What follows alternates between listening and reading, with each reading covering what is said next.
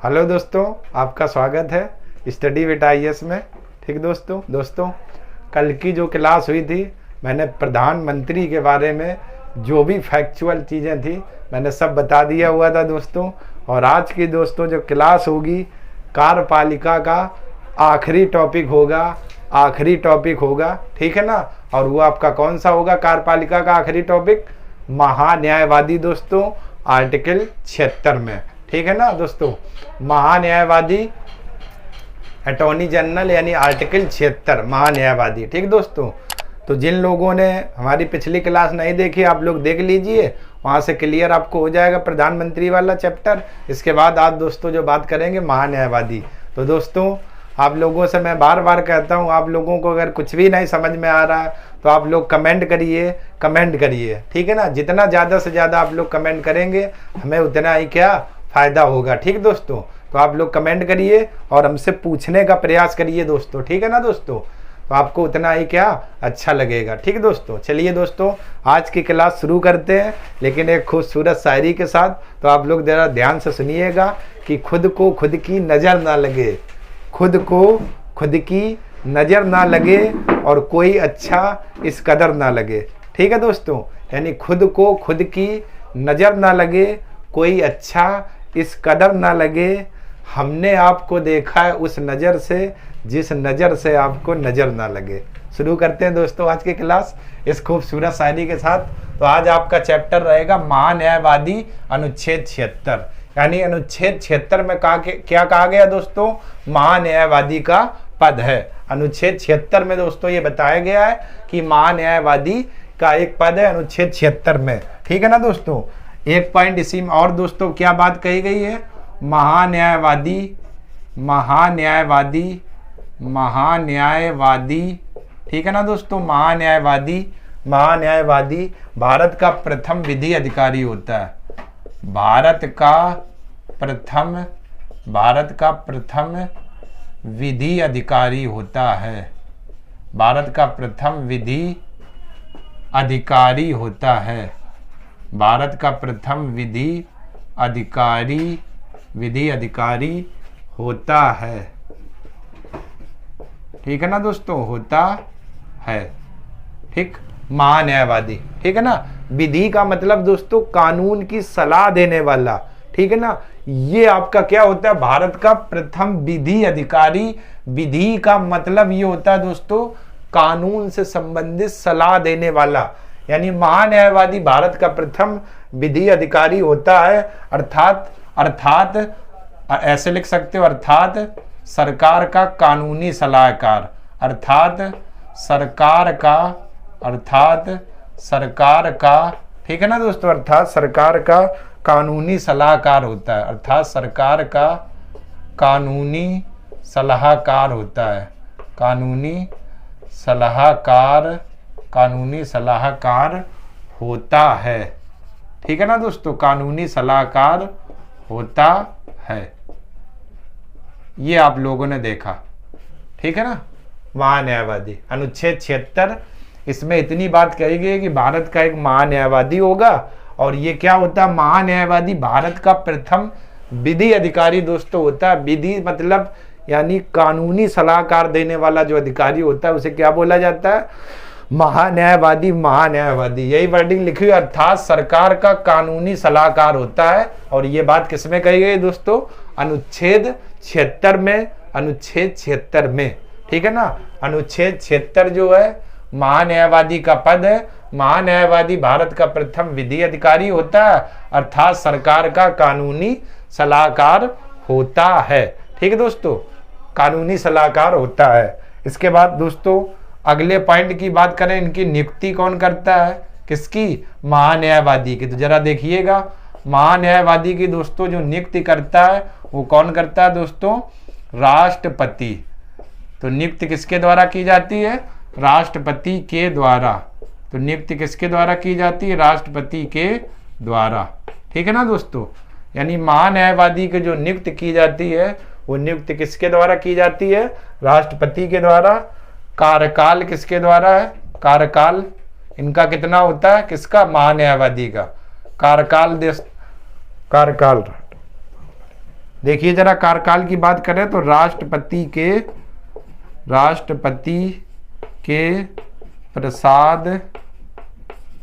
प्रसाद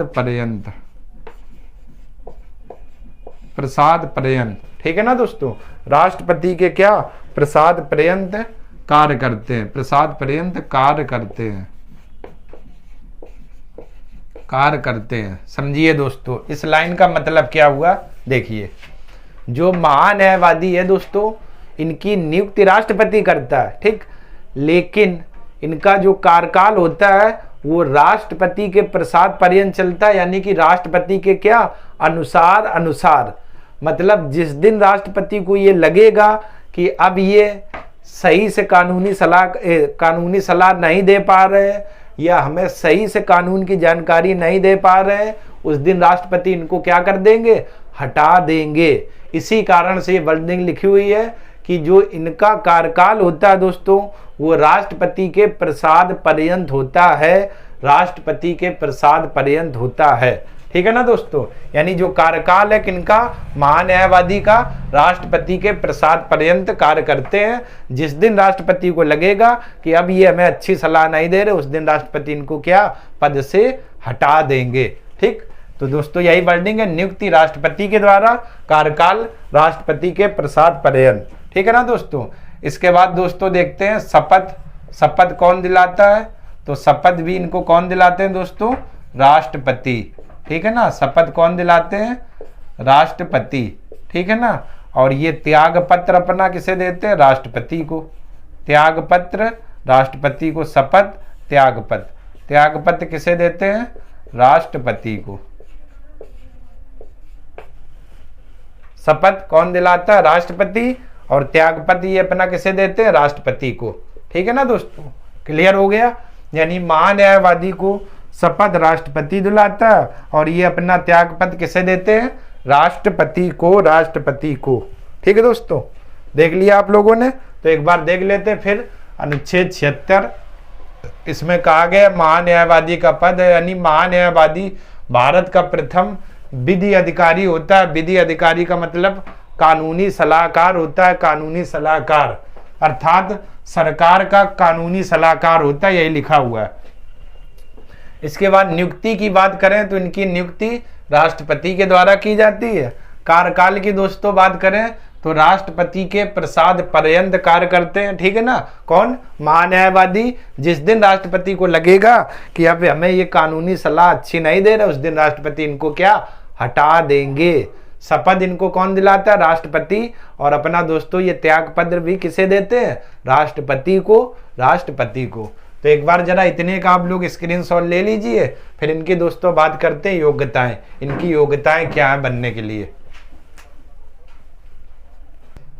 चलिए दोस्तों ठीक, अब देख लेते हैं महान्यायवादी की योग्यताएं क्या होती है, ठीक दोस्तों। तो पहला पॉइंट तो दोस्तों सभी में कॉमन होता है, आप लोग वर्षों से लिखते चले आ रहे। क्या लिखना है, वह भारत का नागरिक हो, वह भारत का नागरिक हो, वह भारत का क्या हो, नागरिक हो, ठीक है ना दोस्तों। वह भारत का क्या हो, नागरिक हो। योग्यता पहली तो यही है आपकी, वह भारत का नागरिक हो, वह भारत का नागरिक हो, ठीक। इसके बाद दूसरी की दोस्तों बात करते हैं, ठीक है ना। दूसरे, सर्वोच्च न्यायालय का न्यायाधीश नियुक्त होने के योग्य हो। सर्वोच्च न्यायालय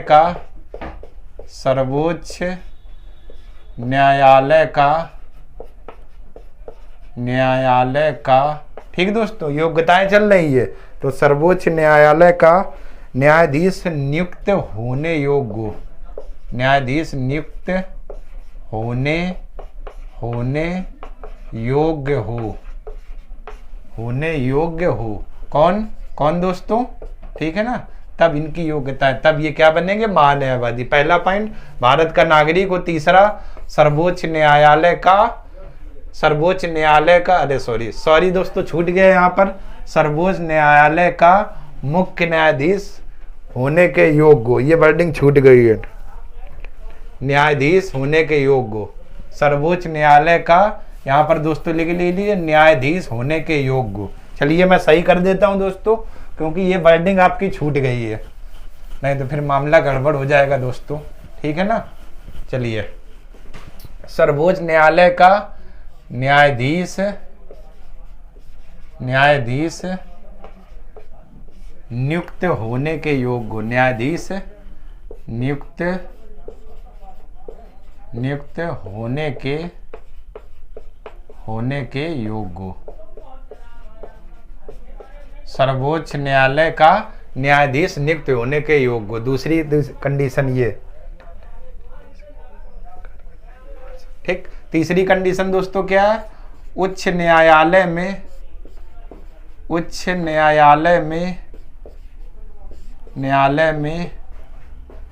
5 वर्ष तक मुख्य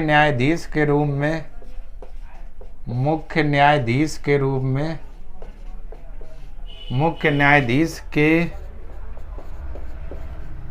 रूप में कार्य करने का अनुभव, ठीक है ना दोस्तों। किसमें? उच्च न्यायालय में। ये है, उच्च न्यायालय में 5 वर्ष तक मुख्य न्यायाधीश के रूप में कार्य करने का क्या हो, 5 वर्ष तक मुख्य न्यायाधीश के रूप में कार्य करने का क्या हो, अनुभव हो, ठीक है ना। इसी प्रकार एक पॉइंट और लिख लेते हैं, या अगर एक तो ये कंडीशन है, या फिर उच्च न्यायालय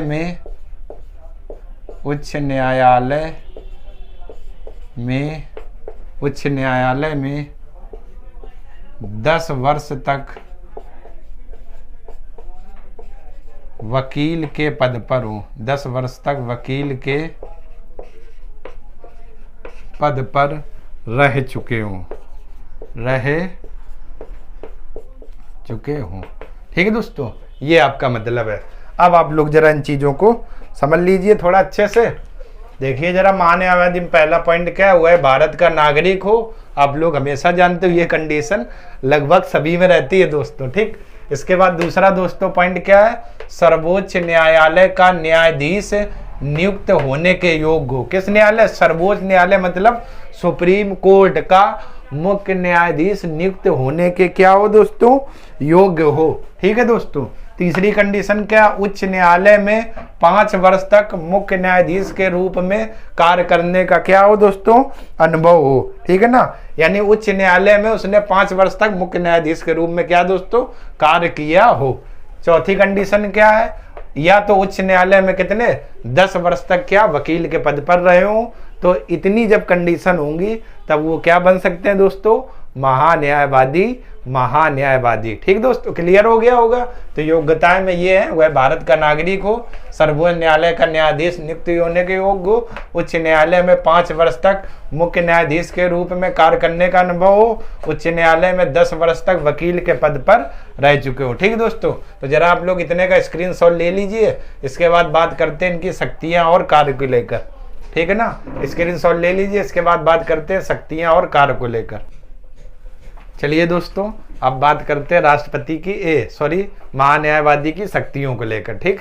तो क्या क्या शक्तियां कार्य होते हैं जरा देखते हैं महान्यायवादी की शक्तियां। देखिए दोस्तों, संसद के दोनों सदनों, यानी दोनों सदन लोकसभा व राज्यसभा, संसद के दोनों सदनों व उनके संयुक्त बैठक की कार्रवाई में शामिल होने का अधिकार प्राप्त होता है किसे, महान्यायवादी को। मतलब क्या हुआ, यानी संसद के वो दोनों सदनों में क्या बैठ सकता है और कार्रवाई करने का क्या अधिकार प्राप्त होता है किसे दोस्तों, महान्यायवादी को। यही पहला कार्य क्या लिखा हुआ है, संसद के दोनों सदनों व उनकी जो बैठक होती है संयुक्त, उसमें कार्रवाई में शामिल होने का अधिकार किसे प्राप्त है, महान्यायवादी को।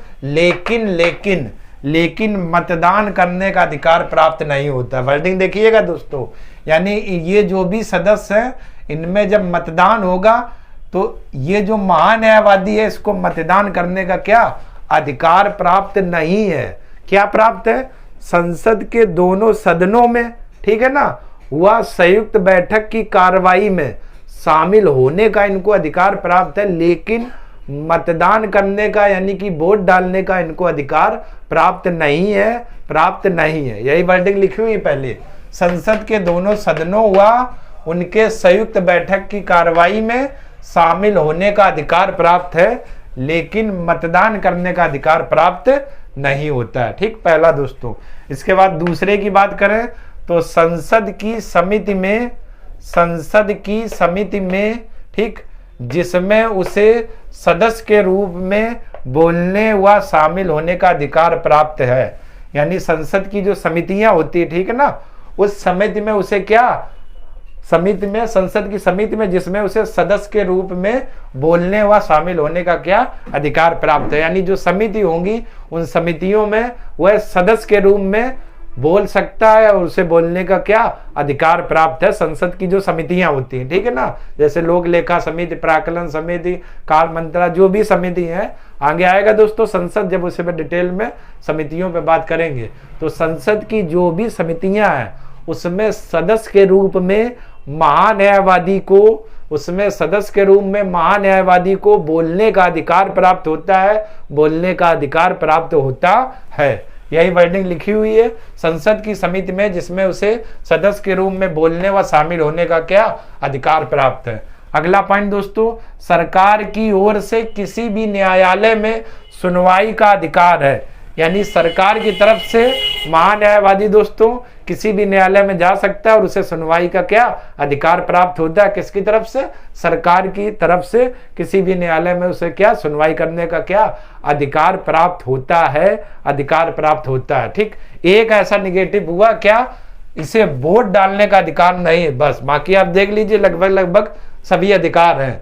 यानी वो सरकार की ओर से किसी भी न्यायालय में सुनवाई कर सकता है, ऐसी कोई रोक टोक नहीं उसके लिए। इसके बाद अगला, यदि राष्ट्रपति ने, दोस्तों वर्डिंग क्या है, आप अनुच्छेद 143 पढ़ा होगा और उसमें ये बताया गया है सर्वोच्च न्यायालय से सलाह मांगने की राष्ट्रपति की शक्ति। अनुच्छेद 143 में वही लिखा हुआ है, यदि राष्ट्रपति ने अनुच्छेद 143 के तहत, ध्यान से देखिएगा, यदि राष्ट्रपति ने अनुच्छेद 143 के तहत सर्वोच्च न्यायालय से परामर्श मांगा हो, ठीक है ना, देखिएगा, सर्वोच्च न्यायालय से परामर्श मांगा हो, किसने? राष्ट्रपति ने।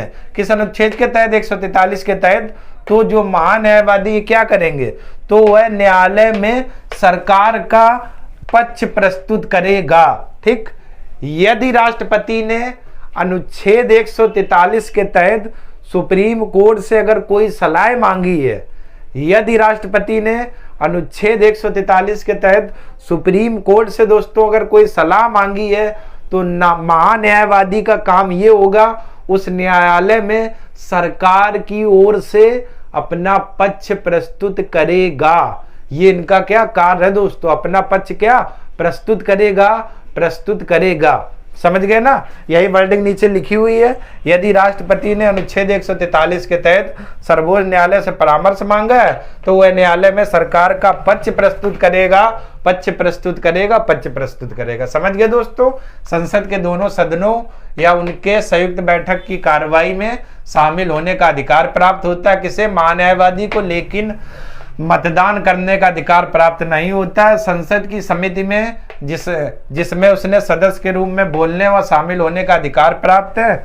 सरकार की ओर से किसी भी न्यायालय में दोस्तों क्या सुनवाई का अधिकार प्राप्त है। यदि राष्ट्रपति ने अनुच्छेद 143 के तहत, ठीक है ना, सुप्रीम कोर्ट से सलाह मांगी हो, तो सरकार की ओर से वो क्या पक्ष प्रस्तुत करेगा।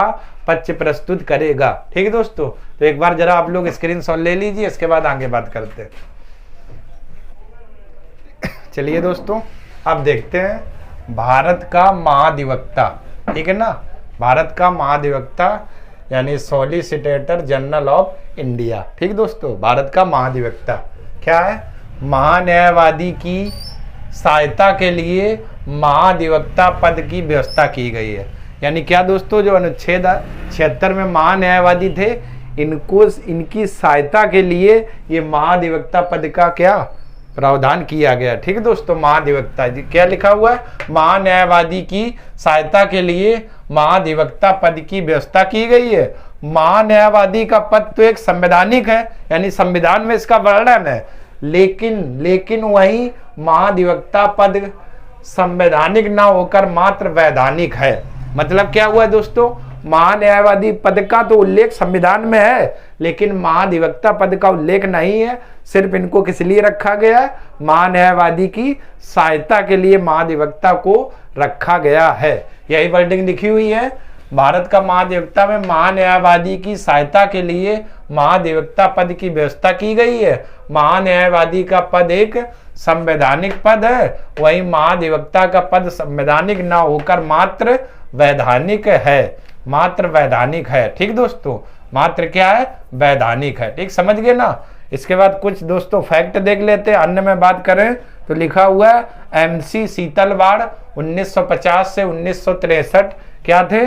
प्रथम महान्यायवादी थे। भारत के प्रथम महान्यायवादी थे जिनका सबसे लंबा कार्यकाल था। MC सीतलवाड़ दोस्तों प्रथम महान्यायवादी थे जिनका सबसे लंबा कार्यकाल था। और दोस्तों ये कब बने थे? 1950 से 63 तक। इसके बाद दोस्तों वर्तमान में 15वें महान्यायवादी के वेणुगोपाल हैं। ठीक है ना। वर्तमान में दोस्तों कौन है? 15वें महान्यायवादी के वेणुगोपाल हैं। के वेणुगोपाल है। कौन से? वर्तमान में। ठीक दोस्तों, यानी वर्तमान में 15वें महान्यायवादी के वेणुगोपाल है। के वेणुगोपाल है। तो वर्तमान में ये है। MC सीतलवाड़ प्रथम महान्यायवादी थे जिनका सबसे लंबा कार्यकाल था। और इनका दोस्तों जो ये कार्यकाल था कितना था? 1950 से 1963 तक। यानी जो महाधिवक्ता का पद है ये महान्यायवादी को सहायता और सलाह देने के लिए है। ये पद कोई संवैधानिक नहीं है, वैधानिक है, यानी कि इसका संविधान में उल्लेख नहीं है। ठीक है ना। ये वर्डिंग है। ठीक, समझ गए दोस्तों आप लोग। तो एक बार जरा आप लोग स्क्रीनशॉट ले लीजिए। चलिए दोस्तों, ठीक है ना। आपने देख लिया भाग 5 कार्यपालिका तक। ठीक दोस्तों, तो अब आपका जो कार्यपालिका वाला टॉपिक है पूरा समाप्त होता है। और कार्यपालिका के यही दोस्तों अंग थे। और आखिरी अंग आपका महान्यायवादी था। और आपने देख लिया बहुत अच्छे से। अब कार्यपालिका में दोस्तों आपने जो भी पढ़ रखा है, अगर अभी भी आपको लगता है कि मुझे ये बिंदु समझ में नहीं आया या कम समझ में आया, ठीक, तो दोस्तों आप लोग मतलब ये ना सोचिया करें कि ये चैनल मतलब मुझे खराब पढ़ाया जा रहा है, इन्होंने ये बिंदु नहीं पढ़ाया। आप लोग कमेंट करिए और बताइए हमें कि मुझे सर ये चीज़ समझ में नहीं आ रही, या आप ऐसा कुछ, या आप अपनी कुछ राय देना चाहते, मुझे सर ऐसे पढ़ाइए, हम ऐसे नहीं समझ पा रहे। तो आप लोग बताइए अपनी समस्या, तभी तो हम आपकी समस्या को समझेंगे ना, जब आप लोग कमेंट करोगे, और तब हम आपको उसी हिसाब से पढ़ा पाएंगे। अगर आपको ऐसा कुछ लगता है तो आप लोग इस चीज़ पर रहिए, आप लोग हमसे जुड़िए, कमेंट करिए, हमें बताइए सर कि आपने ऐसा पढ़ाया, हमें ऐसा पढ़ना है। अगर आपको ऐसा लगता है या कोई बिंदु अगर आपको नहीं समझ में आ रहा है तो अभी आप लोग दोस्तों कमेंट करिए। ठीक है दोस्तों, तो चलिए आप लोग मेरी बात समझ गए होंगे।